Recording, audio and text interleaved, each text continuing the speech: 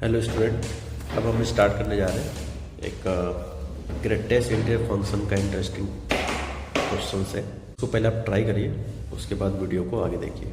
ठीक है, चलिए स्टार्ट करते हैं। क्वेश्चन में गिवन है the number of positive integral solution value of x satisfying equation. ये जो सवाल लिखा है ये 9 लिखा हुआ है। Greatest part of x by 9 equal to greatest part x by 11 where this denotes represent greatest integer function. Okay, और ये आपके आंसर है। क्वेश्चन का डिमांड ये है कि पॉजिटिव इंटीग्रल सोल्यूशन चाहिए, that means x belongs to positive integral चाहिए। यानी कि इसके आंसर की में 1 2 3 4 5 इस तरह के जितने भी सोल्यूशन आएंगे, कितने आएंगे मुझे नहीं पता है, ये एक काउंट करके आपको लिखना है। ठीक है, चलिए स्टार्ट। इसमें सबसे पहले क्या करेंगे, इसका आइडिया कैसे लें सोच लें। ठीक है, आप देख सकते हो कि लेफ्ट साइड में एक इंटीजर और राइट साइड में एक इंटीजर है। कैसे पता चल रहा है इंटीजर है? क्योंकि इस बॉक्स का नाम ही इंटीजर होता है। क्योंकि किसी भी नंबर का जब ग्रेटेस्ट पार्ट लेते हैं तो ये हमेशा एक इंटीजर देता है। ठीक है, तो यहाँ पे हमें ये पता करना है कि ऐसे कितने इंटीजर हो सकते हैं जब ये दोनों बराबर हो गए। ठीक, तो वो एक्स की वैल्यू बताने टोटल कितने केसेस पॉसिबल है। तो ये देखते हैं। तो आप बताओ यार, जब लेफ्ट साइड में इंटीजर है तो मान लेते हैं कि ये भी 0 है एंड दूसरा भी 0 हो, क्योंकि मुझे बीच में इक्वल भी तो करना है। तो इसका पॉसिबल या तो दोनों 0 हो जाए।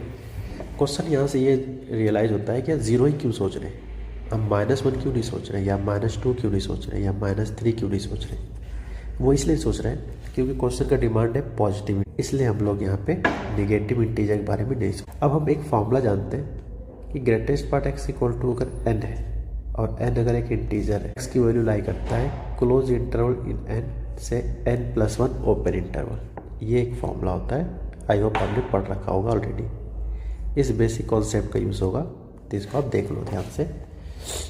तो यहाँ पे क्या लिख सकते हैं, x by 9 0 से 1 एंड 0 से 1 x by 11। तो अगर हम इसका x की वैल्यू एग्जैक्ट कैलकुलेट करें तो वो कुछ ऐसा है। अब इन दोनों का इंटरसेक्शन लेना होगा, क्योंकि हमने बीच में एंड लिखा है, क्योंकि तभी ये दोनों आपस में इक्वल हो सका जब पहला 0 होगा एट द सेम टाइम दूसरा 0 होगा। ठीक, तो जब इनका इंटरसेक्शन लेंगे तो 0 9 11। आई होप इंटरसेक्शन लेना आपको आता है। 0 से 9 तक, फिर 0 से 11 तक। इंटरसेक्शन मतलब होता है कॉमन वैल्यू। ठीक है, यानी x बिलोंग्स टू 0 से 9। अब मैं पूछूं कि x belongs to positive integer के कितने सेट हैं, तो यहाँ से x की वैल्यू काउंट करो तो एक 0 आएगा, 1 आएगा, 2 आएगा, 3 आएगा, 4 आएगा। क्वेश्चन का डिमांड है कि हमें पॉजिटिव इंटीजर यानी कि 0 को काउंट नहीं करना। ठीक है, तो फर्स्ट केस से हमने पाया total 8 possible positive integral solution है, वो है 1 to 8 x की वैल्यू। अब चलते हैं केस 2 बनाते हैं। ये दो इंटीजर बराबर कब हो सकते हैं, यानी कि x by 9 x by 11 ये बराबर कब होगा। तो ये बराबर तब हो सकता है जब x by 9 1 के बराबर हो, एट द सेम टाइम दूसरा भी 1 हो जाए, क्योंकि हमें बीच में इक्वल भी तो रखना है। तो अगर लेफ्ट 1 हो तो राइट भी 1 होना चाहिए। तो फिर मैथ लगाते हैं, तो 1 से x by 9 कहाँ से कहाँ लाई करेगा, 2 तक। तो x की वैल्यू आ जाएगा 9 से 18, और यहाँ से आ जाएगा 1 से x by 11 2 तक।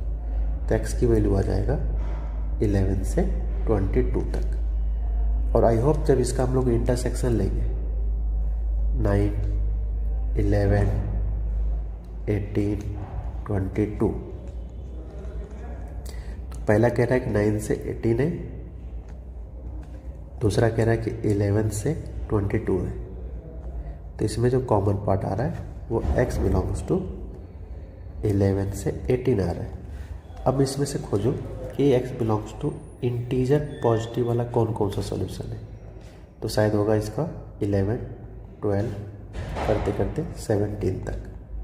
तो यहाँ से टोटल कितने पॉइंट आ जाएंगे, अगर 11 से 17 तक नंबर ऑफ टर्म्स देखेंगे तो यह आ जाएगा 7 टर्म्स। ठीक है, तो यानी 7 सॉल्यूशन आते हैं यहाँ पे। तो 7 सॉल्यूशन यहाँ आ गया, 8 सॉल्यूशन अभी तक यहाँ आ रखा है।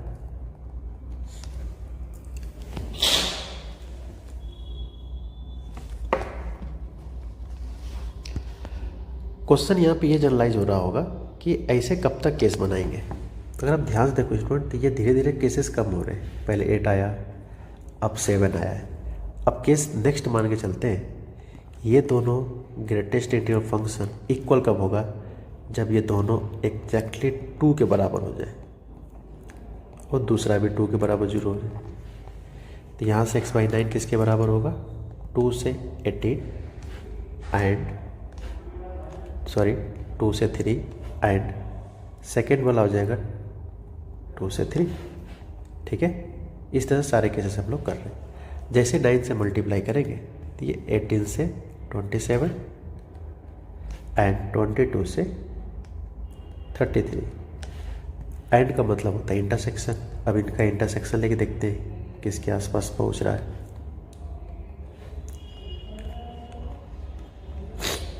18 से 27, 18 पे क्लोज है, 27 पे ओपन है, फिर 22 से 33। ठीक है, क्लोज में ये, तब इंटरसेक्शन वाले पोर्शन में ये आएगा। अब देख सकते हो अगर इसमें हम इंटीजर पॉजिटिव खोजने चले तो x की वैल्यू क्या क्या पॉसिबल है, 22, 23, 24, 25, 26। 27 पे ओपन लगा तो उसको इंक्लूड नहीं करेंगे, तो 3 to 5। तो अब तक 5 सोल्यूशन आ चुका है थर्ड केस से। ठीक है, नाउ केस थर्ड हो चुका है, फोर्थ पे आते हैं।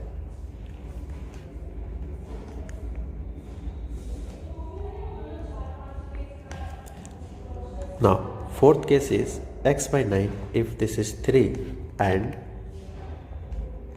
x/11 is also 3 because of these two things are equal. तो x/9 कहाँ लाई करेगा, 3 से 4 एंड x/11 लाई करेगा 3 से 4। तो जब हम x की वैल्यू कैलकुलेट करेंगे तो इस 27 से 36 तक जाएगा और ये आएगा 33 से 44 तक जाएगा।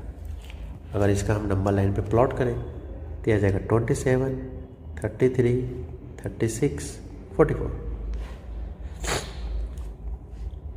ठीक है, तो यह आएगा 27 से 36, 33 से 44। तो ये रहा आपका इंटरसेक्शन। अब स्टूडेंट देख सकते हो धीरे धीरे इसके सॉल्यूशन कम होने लगे। तो बात आपके क्वेश्चन ये आ रहा होगा कि हम स्टॉप कब करेंगे। तो इस तरह से जैसे 2-4 स्टेप्स और बढ़ेंगे केसेस बनाते वक्त, केसेस आने बंद हो जाएंगे। कैसे बंद होंगे अभी पता चल जाएगा। तो यहाँ से पॉसिबल है 33, 34, 35। तो यहाँ से 3 सॉल्यूशन अभी तक मिला है। नाउ केस 4,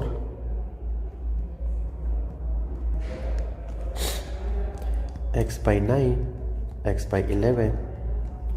तो अगला केस है कि अगर x/9 अगर 4 हो जाए at the same time second वाला भी 4 हो जाए, तब ये दोनों बराबर हो सकते हैं। तो x/9 की वैल्यू आ जाएगा 4 से 5 एंड सेकेंड वाला भी आ जाएगा लाइक दिस। ये 36 आएगा, 45 आएगा एंड 44 से 55। स्टूडेंट अगर इसका हम लोग इंटरसेक्शन लें 36, 44, 45, 55। तो पहला केस है 36 से कहाँ तक, 45 तक। दूसरा केस है 44 से 55 तक। कॉमन पार्ट क्या है, ये आ रहा है। अब देख सकते हो कि 44 से 45 के बीच में सिर्फ एक इंटीजर पॉसिबल है, दैट इज x = 44। क्या यहाँ से 1 सोल्यूशन आ गया। जैसे आप 5th केस बनाओगे, x/9 5 के इक्वल हो जाए, x/11 भी 5 के इक्वल हो जाए, दिया जाएगा 5 से 6 और ये भी आएगा 5 से 6, दिया जाएगा 45, 54, यह आ जाएगा 55, 66। इनमें जब हम इंटरसेक्शन निकालेंगे 45, 54, 55, 66, अब देख सकते हो कि इसमें कोई भी पार्ट कॉमन नहीं आ रहा है। कोई पार्ट कॉमन है मतलब x equal to no solution. तो आप देख सकते हो फिफ्थ केस में जाते जाते कोई सोल्यूशन नहीं आया। तो हमसे पूछा गया था टोटल पॉजिटिव इंटीग्रल सोल्यूशन।